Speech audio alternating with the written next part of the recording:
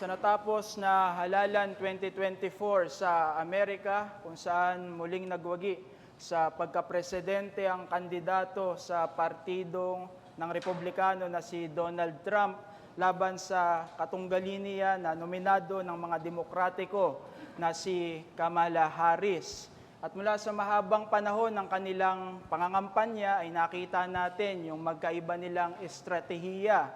Binigyan ng diin ni Trump yung issue ng imigrasyon at gayon din yung issue ng pagbangon ng kanilang ekonomiya. Samantala si Harris naman, bagamat nagbigay ng pansin sa pagbangon ng kanilang ekonomiya mula sa pandemya, ay nagbigay din ng atensyon sa ilang mga karapatan at ilan sa mga kontrobersyal na karapatan na kanyang nais isulong ay ang karapatan ng pagpapalaglag. Subalit, dahil sa malinaw na pagbaba ng ekonomiya ng Amerika at gayon din sa ilang mga issues na pangdaigdigan sa ilalim ng administrasyong Biden, ay hindi naging malinaw yung pagpaparating ng kandidato ng Demokratiko sa kanilang mga plataforma na nag-uwi sa pagkatalo ni Kamala Harris sa halalan na ito. At dito natin matatagpuan yung pagkumbinsi sa mga tao para makuha yung kanilang boto ay napakahalaga sa anumang posisyon sa pamahalaan. Kasi dapat malaman at maramdaman ng mga taong boboto sa iyo ang pagmamalasakit mo bilang maihahalal nila sa anumang posisyon sa bansa. Ito'y para sa kaayusan, ito din ay para sa pagkaunlad ng anumang pinangungunahan na nasasakupan o kahit ng isang bansa katulad sa isyu ng pagkapresidente. Bagamat yung katotohanan na ito ay magandang pananalita lamang sa mga politiko at gayon din sa mga pangako nila na napapako lamang, ngunit kabaliktaran nito ang sa Panginoong Hesukristo. Yan yung matatagpuan natin sa pagpapatuloy ng ating serye dito sa sulat sa mga Hebreyo, dahil ang Panginoong Hesus tinuturo sa atin, mayroon siyang tunay na pagmamalasakit sa lahat ng kanyang mga iniligtas dahil siya ang tinatawag na mahabaging pinakapunong pari. Kaya buksan po natin muli yung banal na kasulatan dito sa Bagong Tipan sa huling bahagi ng Kabanata 4 ng mga sulat sa Hebreo. Tutunghayan natin yung ating pangaral dito sa Hebreo Kabanata 4, talata 14 hanggang talata 16. Pakinggan niyo po yung salita ng Diyos. Yamang tayo'y mayroong isang marangal at pinakapunong pari na pumasok sa kalangitan, si Jesus na anak ng Diyos, ay hawakan nating matatag ang ating ipinahahayag, sapagkat tayo'y mayroong isang pinakapunong pari na marunong makiramay sa ating mga kahinaan. Isa na tinukso sa lahat ng mga paraan, gaya rin naman natin, gayon may walang kasalanan.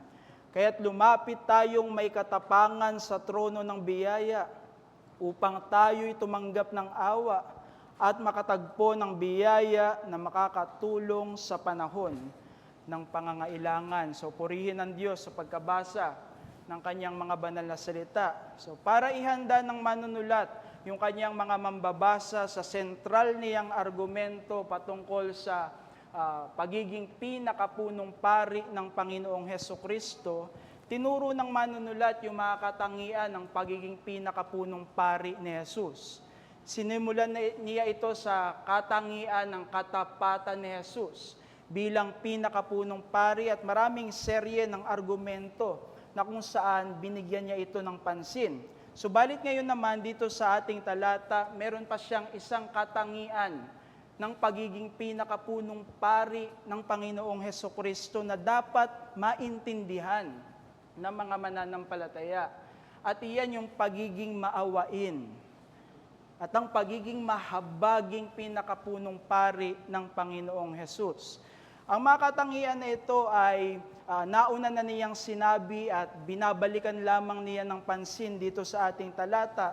Kasi kung tayo ay magbabalik tanaw, ay maiintindihan natin na binanggit na ng manunulat ang mga katangian ng katapatan at kahabagan sa Panginoong Hesus sa Kabanata 2, talata 17. At dito natin mababasa yung kanyang sinabi, upang siya'y maging isang maawain at tapat na pinakapunong pari. Ito yung binabalikan na kapahayagan ng manunulat. Kaya itong ating talata ay nagsimula sa mga salitang yamang tayo. Sa orihinal, ito ay salita na kung saan mayroong binabalikang paksa. At yung binabalikang subject ng manunulat is that Hebrews chapter 2, verse 17. Sapagkat kung paanong mahalaga sa mga mananampalataya na talagang maunawaan, magkaroon ng refleksyon sa ating mga buhay. Yung katapatan ng Panginoong Hesus bilang pinakapunong pari, ay mahalaga din sa ating maunawaan. Yung katangian ni Hesus na siya'y mahabaging pinakapunong pari. At ito'y magkaroon din dapat ng refleksyon sa ating mga buhay bilang mga mananampalataya. Sapagkat nais ng manunulat na maintindihan natin yung dakilang pribilehiyong ito, na meron tayong maawain na pinakapunong pari sa presensya ng Diyos. Ito'y napakadakilang pribilehiyo na magiging isang kahangalan sa sinuman kung tatalikuran niya yung ganitong uri ng biyaya. That's the emphasis na nais ng manunulat. At para sa refleksyon sa buhay ng pagkaunawa sa ganitong katotohanan, nais niyang tawagin yung mga mananampalataya na maging matatag tayo sa ating pananampalataya kay Jesus. Anuman ang mga pagsubok sa buhay, anuman ang banta ng kasalanan at gawa ng kaaway, kung nauunawaan natin yung pagiging mahabagi ng Panginoong Hesukristo, ang buhay ng isang Kristiyano magpapakatatag siya sa pananampalataya because that's the word ng writer. Kung idadagdag natin yung kanyang sinabi sa verse 14, hawakan nating matatag ang ating ipinahahayag. Ang salitang ito ay tumutukoy sa pananampalataya natin sa Panginoong Hesukristo, na kung saan minsan nating ipinahayag. Subalit mahalaga na hindi natin talikuran. Ito yung nangyayari sa marami kasi ang buhay pananampalataya ay kumakaharap sa mga pagsubok at suliranin. Ang mga hindi tunay na mananampalataya, bagamat nagpahayag ng mga salita na nananalig sila kay Kristo, sila ay may pagtalikod sa Panginoon. Subalit hindi gayon yung isang tunay na mananampalataya kapag pinapaalala sa Kanya na meron tayong mahabaging Panginoong Hesukristo, na siya yung pinakapunong pari natin sa presensya ng Diyos. Ang mga tunay na mananampalataya, tumutugon sila ng pagpapakatatag sa kanilang pananampalataya in the midst of storms ng struggles in this life. Sa ating faith, nakikita natin yung pronoun na binigay dito ng manunulat. Muli niyang ibinibilang yung kanyang sarili sa paalalang ito. Dahil muli, kapag ka naunawaan ng mga mananampalataya ang kahabagan ng Panginoong Hesukristo, ito ay masasaksihan sa ating mga buhay na magpapakatatag tayo sa ating pananampalataya. That's the effect of this wonderful truth ng Panginoong Hesukristo in our life. Kaya mula sa puntong ito, binibigay ko sa inyo mensahe na ang kahabagan ni Jesus bilang pinakapunong pari ay katotohanan na humihikayat ng katatagan sa pananampalataya. Minsan pa, ang kahabagan ni Jesus bilang pinakapunong pari ay katotohanan na humihikayat ng katatagan sa pananampalataya. Kaya't sana, binabalikan mo yung katotohanan ito. Dahil realidad ang pagiging mahabagi ng Panginoong Hesukristo sa mga mananampalataya. Ito'y katotohanan na magpapakatatag sa atin. Ano man yung pinagdadaanan natin bilang iglesia, ano man ang pinagdadaanan natin sa pananampalataya, in our personal life, ginamit ng manunulat yung paksa ng pinakapunong pari ng Panginoong Hesukristo sa sentral na katotohanan na siya ay mahabagin, and His purpose ay para sa aplikasyon na magpakatatag tayo sa ating pananampalataya. Kaya't patuloy na bibigyan ng paliwanag ng manunulat ang kahabagan ng Panginoong Hesukristo bilang pinakapunong pari. Sapagkat dito natin matatagpuan, walang kapantay ang maluwalhating katayuan ng Panginoong Hesus. Walang kapantay yung kanyang biyaya sa atin. Dahil sa kanyang kahabagan, sapagkat sa kabila na siya'y marangal na pinakapunong pari na pumasok sa kalangitan, hindi niya kinalimutan yung kanyang mga iniligtas na nasa sanlibutan, na humaharap sa iba't ibang mga banta sa pananampalataya. Dahil ang Panginoong Hesus, hindi tayo iniwan at hindi tayo pababayaan, at naiintindihan natin ito mula sa katotohanan na siya ay mahabagin nating tagapagligtas. At ito'y sinimulan ng manunulat mula sa kanyang mga salita sa verse 15, sapagkat tayo'y mayroong isang pinakapunong pari. Walang makapapantay sa ganitong kahabagan. Resulta ng katotohanan na ito sa ating mga buhay, we will hold fast sa ating pananampalataya. Kaya alamin natin ang mga katotohanan sa pagiging mahabaging pinakapunong pari ni Jesus na nagdudulot ng resulta na maging matatag tayo sa pananampalataya. At una dito yung pag-unawa ng pinakapunong pari. Minsan pa, pag-unawa ng pinakapunong pari. Ito yung katotohanan mula sa paglalarawan ng manunulat tungkol sa kahigitan ng kahabagan ng pinakapunong paring si Jesus. Yan yung matatagpuan natin sa mga salita sa verse 15, marunong makiramay sa ating mga kahinaan. Ito yung salita na nangangahulugan sa orihinal na kumpletong pag-unawa sa mga paghihirap na resulta ng limitasyon ng pagiging tao. At ito ay dahil ang Panginoong Hesukristo mismo ay tunay na naging tao.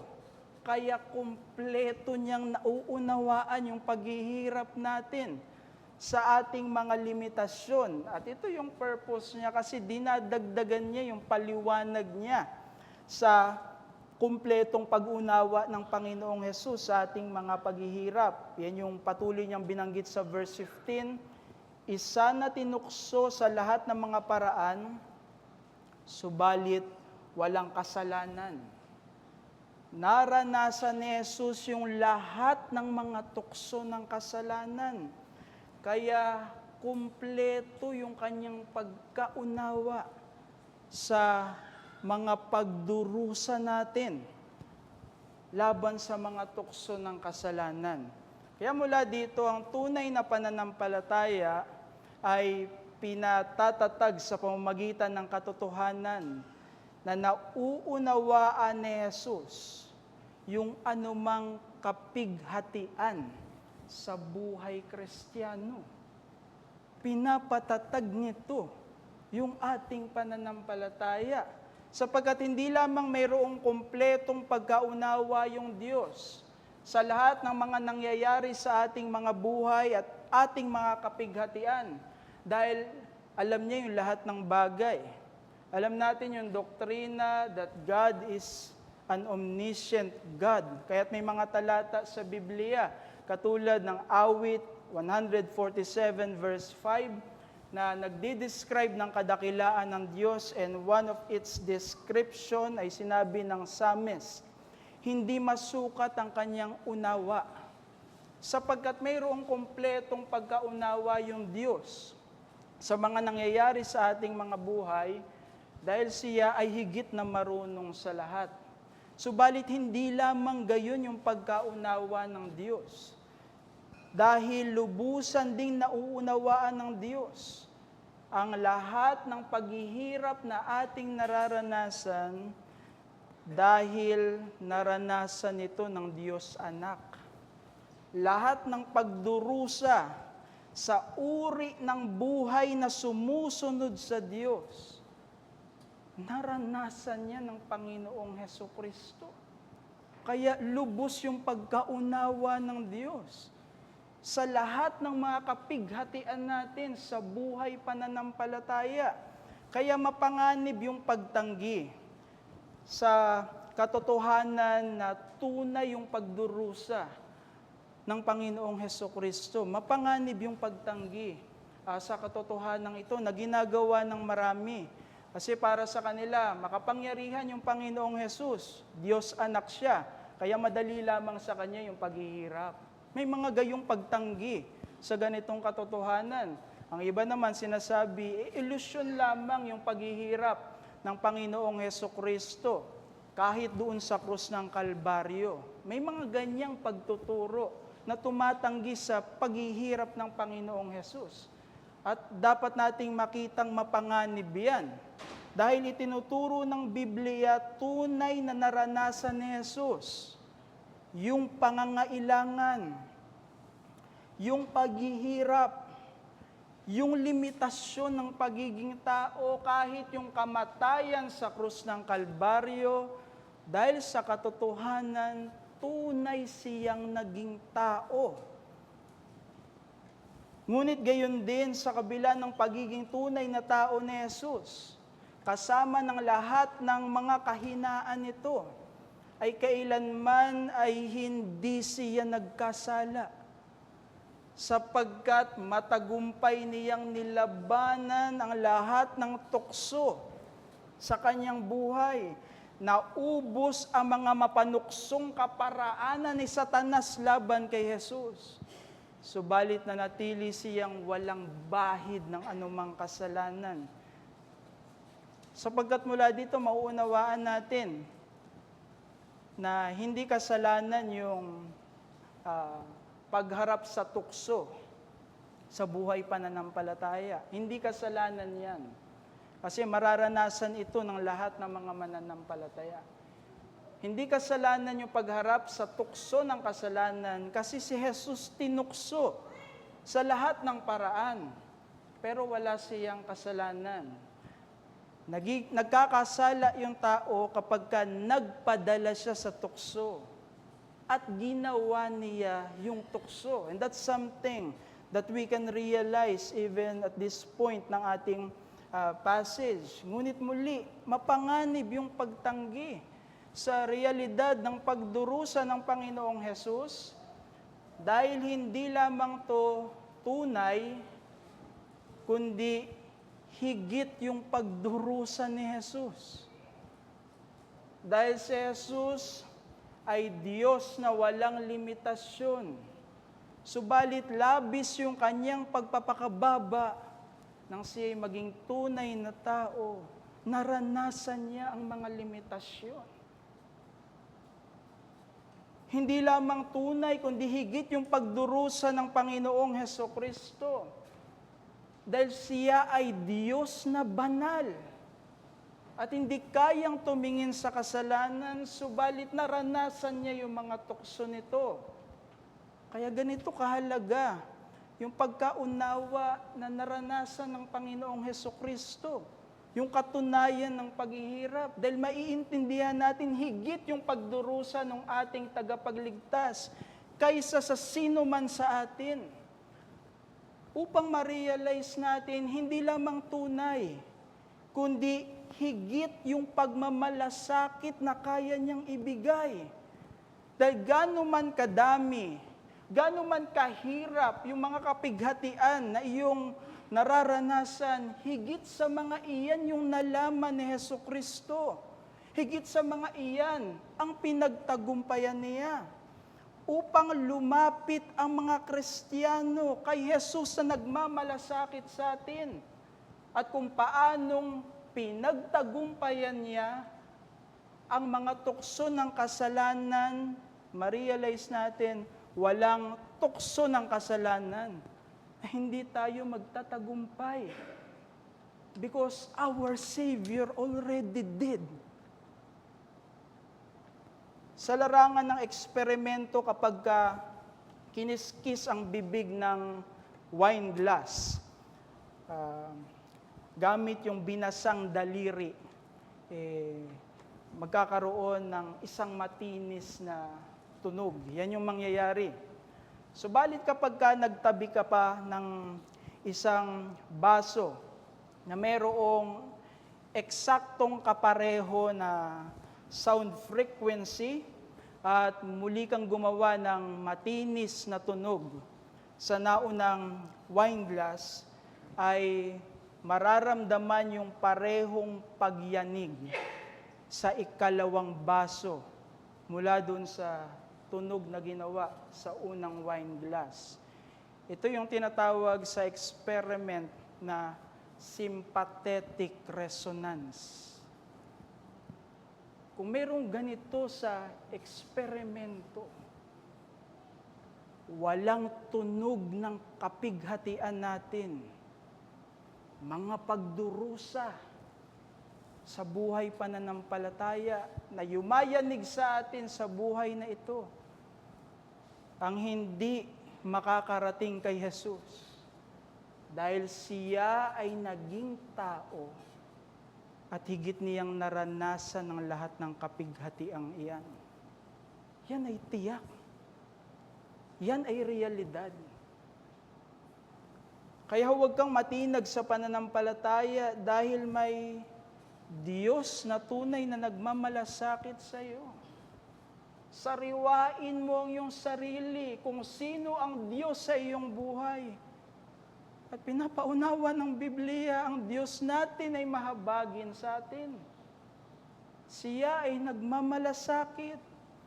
Mahalaga itong alalahanin para hindi sumagi sa isipan mo yung pagtalikod sa pananampalataya. Sapagkat bakit mo iyan gagawin sa Diyos na nagmamalasakit sa iyo? Kung ang Diyos ay walang pagmamalasakit sa atin, nananatili, dapat natin siyang sundin. Nananatili na dapat natin siyang paglingkuran. Pero hindi gayon yung Diyos. Hindi lamang siya dakila that deserves all our service and all of our obedience. Dakila din siya sa kanyang biyaya sa atin, manifesting in the reality na nagmamalasakit siya sa bawat niyang iniligtas. Nagmamalasakit ang Panginoong Hesus sa iyong mga paghihirap sa buhay pananampalataya. Nagmamalasakit ang Panginoong Hesus sa iyong mga hinaharap na pangangailangan, sa mga sakripisyo mo sa pagsunod, at kahit sa mga paglaban mo sa tukso ng kasalanan, nagmamalasakit sa iyo ang Panginoong Hesukristo. Si Jesus yung Panginoon natin na hindi malayo. Si Jesus yung Panginoon natin na walang pakialam sa atin. May malasakit siya sa atin at marami siyang mga kaparaanan na maaaring gamitin sa buhay pananampalataya. Pero kung sakaling magkulang man ang iyong kapwa, magkulang man ang iyong mga kapatid sa pananampalataya, mahalagang ma-realize mo, sapat yung pagmamalasakit ng Panginoong Hesus. Hindi ka nag-iisa sa iyong kapighatian. Hindi ka nag-iisa sa iyong buhay pananampalataya dahil walang fraction ng second na hindi mo siya kasama. Kaya ang iyong higit na kailangan sa gitna ng mga pagdurusa at panghihina sa pananampalataya, yung sariwa mong kaalaman, sariwa mong kamalayan. na nagmamalasakit sa iyo, ang Panginoong Hesukristo. Kaya dito marirealize natin, hindi balakid sa pananampalataya ang kapighatian. Kasi mayroong Diyos na nagmamalasakit sa atin. Kaya hanapin mo ang pakikiramay ni Jesus. Hanapin mo ang pagmamalasakit niya sa iyong mga pinagdaraanan sa pananampalataya.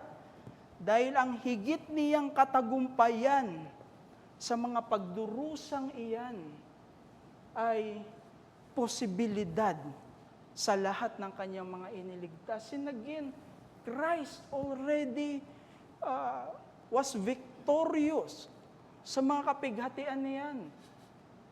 Kaya hindi ka hopeless. Whatever your sorrows in this life, we are not hopeless sa kapighatian. We are not hopeless sa ating pagdurusa. Nagmamalasakit sa atin ang ating Diyos. At mayroong katagumpayan laban sa mga iyan.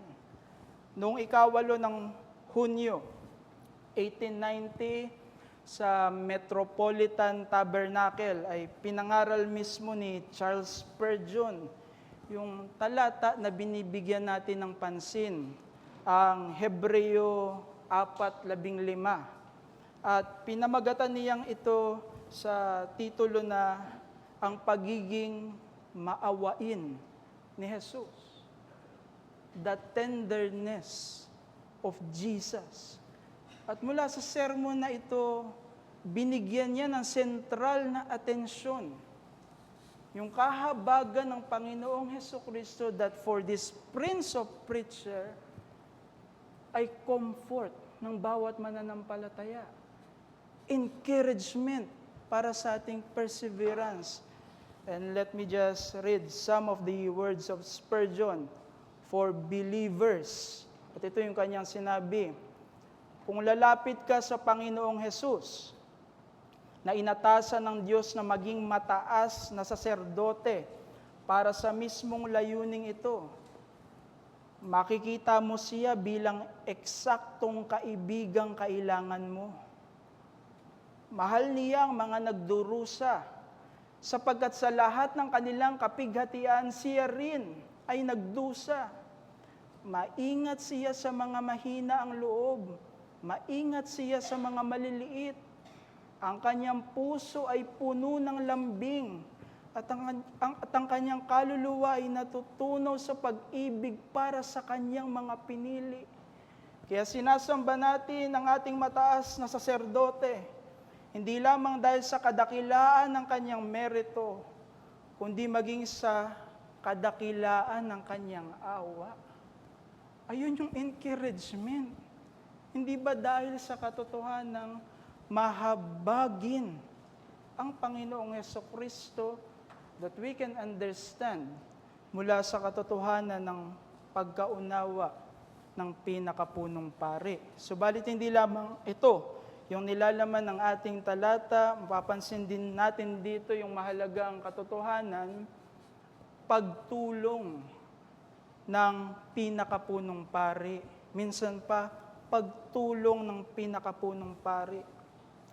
Ito ang mauunawaan natin mula sa paanyaya ng manunulat dahil sa kahigitan ng kahabagan ng pinakapunong paring si Jesus. Yan yung matatagpuan natin sa verse 16. Binanggit ang talata, kaya lumapit tayong may katapangan sa trono ng Diyos. At naririto yung mahigpit na paanyaya ng manunulat na nais niyang paulit-ulit nating gawin dahil sa may kagalakang kumpiyansa tayo sa pinakapunong paring si Jesus. Mayroon tayong ganitong pribilehiyo sa presensya ng Diyos sa kalangitan na hindi itatanggi sa bawat mga Kristiyano, sapagkat dahil sa pinakapunong paring si Jesus, yung trono ng Diyos ay hindi magbibigay sa atin ng kanyang kaputan. Yung trono ng Diyos ang ibibigay sa atin kanyang mayaman na biyaya. Kaya idinagdag ng manunulat dito yung resulta ng paglapit sa Diyos sa pamamagitan ni Jesus. At yan yung idinagdag ng verse 16, tumanggap ng awa at makatagpo ng biyaya. Yung salitang awa ay kailangan natin bilang mga Kristiyano. At ito'y para sa mga kasalanan na patuloy nating nagagawa. May pangangailangan tayo sa awa ng Diyos na binibigay niya because of our sins. And also, yung salitang biyaya ay kailangan ng mga Kristiyano para sa kalakasan na harapin yung anumang sitwasyon sa buhay pananampalataya. Mayroong biyaya sa atin ang Diyos. Kaya yung tunay na pananampalataya ay pinapatatag sa pamamagitan ng katiyakan ng pagtulong ng Diyos sa ating mga pangangailangan sa buhay Kristiyano. We have this assurance.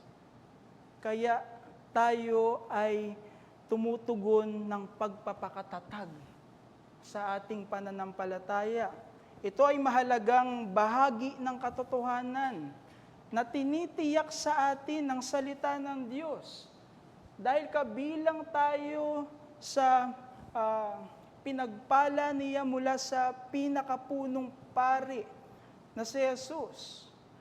Ang trono ng Diyos, na trono ng biyaya, ay bukas sa bawat mga mananampalataya dahil nakaluklok sa kanang trono nito ang Panginoong Hesukristo na nagmamalasakit sa atin.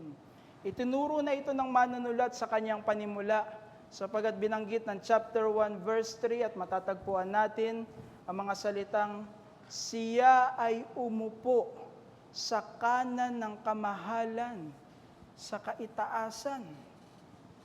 Naroon ang nagmamalasakit na Panginoong Hesukristo na namamagitan sa atin sa mismong presensya ng Diyos. Yung trono na sumisimbolo sa mataas na otoridad, yung trono na sumisimbolo sa mataas na kapangyarihan, ay ginamit para sa presensya ng Diyos na sinasabi sa atin malalapitan ng bawat mga Kristiyano. May higit na otoridad at kapangyarihan na walang limitasyon, na bukas sa tuwina para sa mga mananampalataya. Walang panahon na hindi tatanggapin. Walang panahon na hindi angkop. Walang panahon na hindi nararapat sa mga Kristiyanong paglapit sa Diyos dahil mayroon tayong tagapamagitan na mahabaging pinakapunong pari. Ang paglapit natin sa Diyos ay tinitiyak sa atin, hindi magre-resulta ng kanyang puot. Sa halip magre-resulta ng paggawad ng kanyang mayamang biyaya para sa mga pangangailangan natin sa pananampalataya. Ang kapangyarihan na walang kapantay ng Diyos na nakaupo sa trono ng biyaya. Dahil sa Panginoong Hesukristo, walang kasalanan na hindi patatawarin ng mga anak ng Diyos. Dahil sa Panginoong Hesukristo, walang pangangailangan sa pananampalataya na hindi niya tayo tutulungan. Ang mga numero na dapat tawagan sa panahon ng kagipitan ay pamilyar na bahagi ng kagawaran ng paglilingkod sa lipunan. At mula sa mga numero na maaring tawagan, tinitiyak sa atin, 24 oras yung kahandaan sa kanilang pagsagot. At gayon din, kapag ka tumawag, ay angkop na serbisyo yung ibibigay. Sapagkat hindi maaari na kapag ka tumawag ka sa panahon ng pangangailangan at nakasalalay ang buhay ng isang tao, patay ang linya. Hindi rin maaari na kapag ka tumawag ka, hindi angkop yung serbisyong ibibigay. Halimbawa, kailangan mo ng atensyong medikal. Ang sumagot sa iyo ay istasyon ng pulis, istasyon ng bombero. Kailangan ito ng lipunan para sa kaayusan at gayon din para matulungan yung taong bayan na nasa bingit ng panganib, nasa banta ng panganib sa kanyang buhay. Kung mayroong pagtulong sa lipunan, mga kapatid, huwag nating pagdudahan na may higit na pagtulong ang Diyos sa kanyang mga anak na iniligtas sa sanlibutan. May pagtulong sa atin ng Diyos. Kaya, huwag kang matinag sa pananampalataya dahil may Diyos na makapangyarihang tutulong sa iyo. Balikan mo yung katotohanan ito. Sariwain mo yung katotohanan ito. Na kung ikaw ay tunay na mananampalataya, tutugon ka ng pagiging matatag sa pananampalataya. Because we have the God who is our ever-present help in this life. Ang pagkaunawa ni Jesus sa mga kapighatian natin sa buhay na ito ay hindi lamang nagre-resulta ng kanyang pagmamalasakit. Tinuturo sa atin ng Biblia, nagre-resulta ng kanyang tiyak na pagtulong sa atin. Iyan yung gagawin ng Diyos.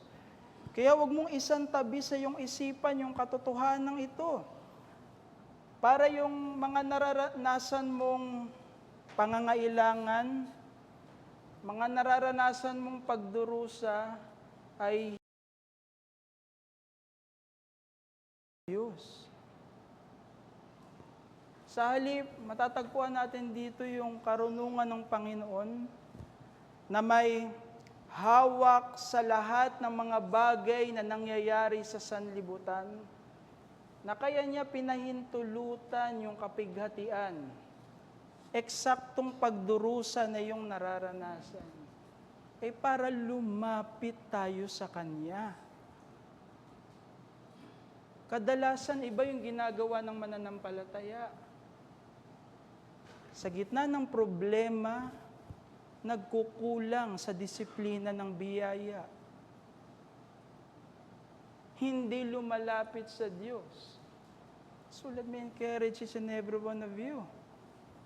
Huwag niyong gamitin yung mga paghihirap, mga pangangailangan sa buhay, na lumiban tayo sa gawain ng pagsamba na tila nangyayari sa marami sa atin. Kasi kung paano naunawaan natin, hindi balakid yung kapighatian sa buhay pananampalataya.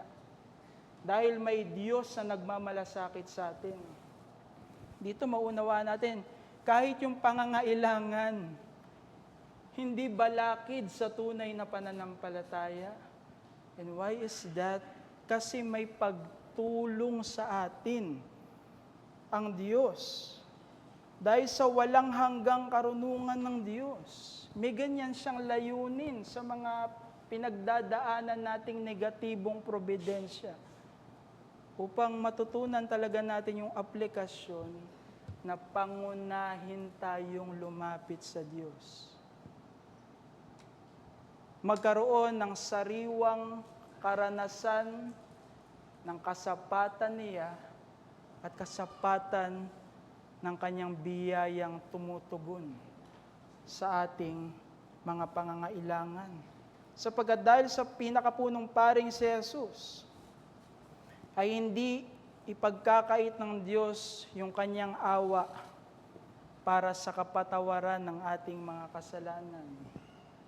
Dahil sa pinakapunong paring si Jesus, hindi ipagkakait ng Diyos yung kanyang pagtulong sa ating pananampalataya upang maging matatag tayo sa anumang mga pangangailangan. Kaya't ilapit mo sa Diyos sa pamamagitan ni Jesus ang iyong mga pagdurusa sa kasalanan. Ilapit mo sa Diyos sa pamamagitan ni Jesus ang iyong mga pagdurusa laban sa mga tukso.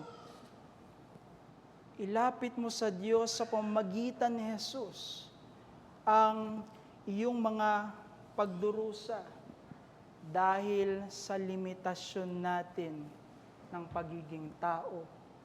Dahil tinitiyak sa atin ng Diyos, ipagkakaloob niya yung kanyang awa, ipagkakaloob niya yung kanyang biyaya laban sa panganib, laban sa kalungkutan, laban sa mga pagsubok at iba pa na kailangan sa buhay pananampalataya.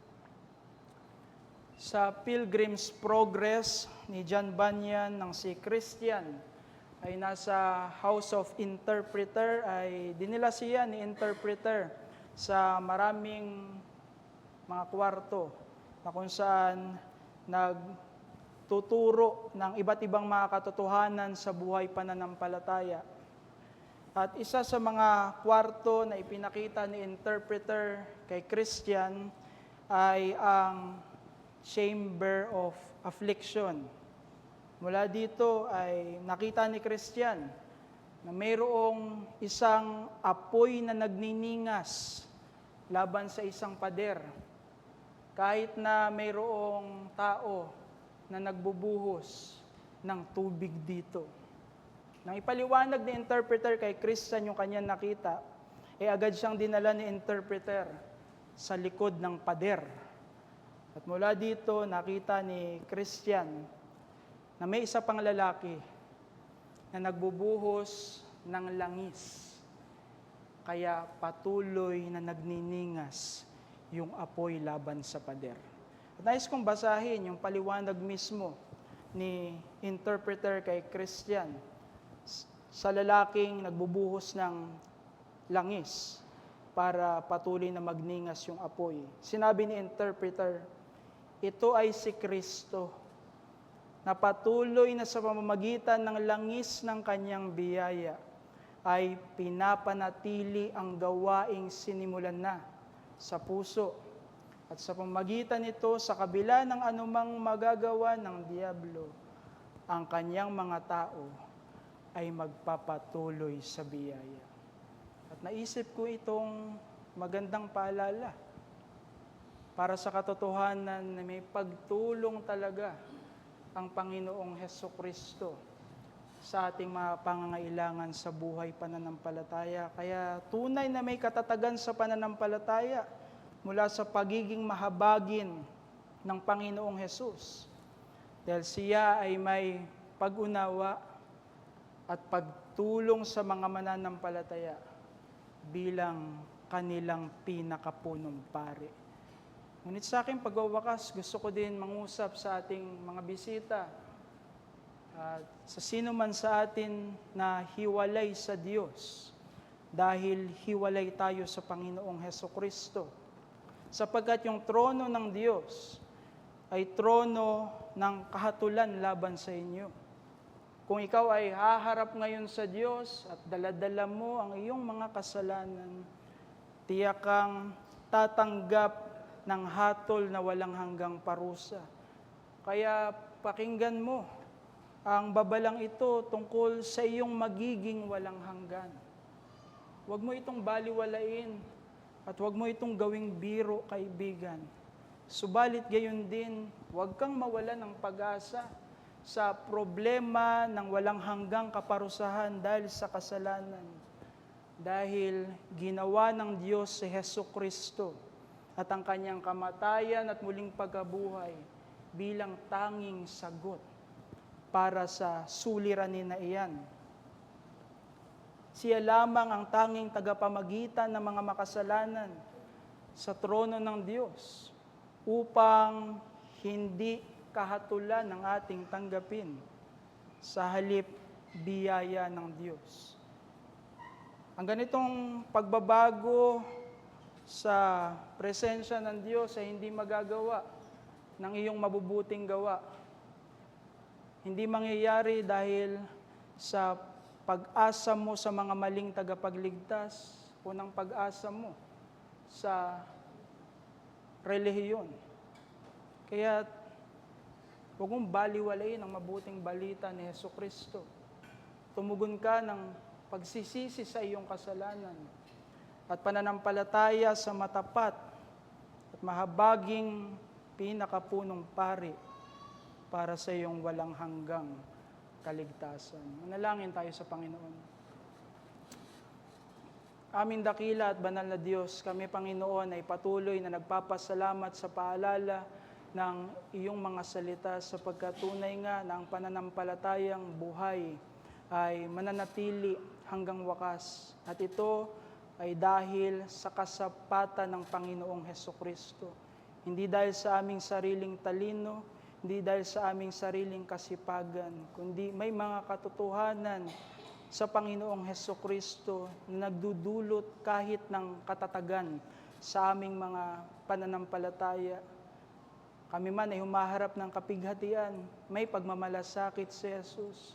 Kami man ay humaharap sa pangangailangan, may pagtulong ang aming Panginoong Hesukristo para hindi kami matinag sa aming pananampalataya. Ano man ang suliranin na aming kinakaharap, kami man ay bilang iyong iglesia o kahit sa aming mga personal na buhay. Kaya't dalangin po namin, Panginoon, talagang tulungan mo kaming maunawaan ang mga dakilang realidad na ito sa magitan ng pagkatuto sa pagkaunawa ng pinakapunong pari at pagtulong ng aming pinakapunong pari. Gamitin mo ito, Panginoon, as encouragement sa aming iglesia at encouragement personally to each and every members of this church at sa iyong mayamang biyaya. Dalhin mo kami sa patuloy na pag-unlad sa pananampalataya. Inaalala din po namin, Panginoon, ang aming mga kaibigan na wala sa Panginoong Hesukristo. Kailangan nila ng walang hanggang kaligtasan sapagkat sila ay nasa gitna ng iyong tiyak na walang hanggang parusa. Dalangin namin, Panginoon, na sila ay sumampalataya sa matapat at mahabaging pinakapunong pari na kanilang napakinggan, upang ang iyong trono ay hindi maging trono ng kahatulan para sa kanila, kundi maging trono ng biyaya, katulad ng nararanasan ng iyong mga anak. Kaya't sa diwa ng pananampalataya at patuloy na diwa ng pagsamba, itinataas ka namin at pinapupurihan sa pangalan ng Panginoong Hesukristo. Amen.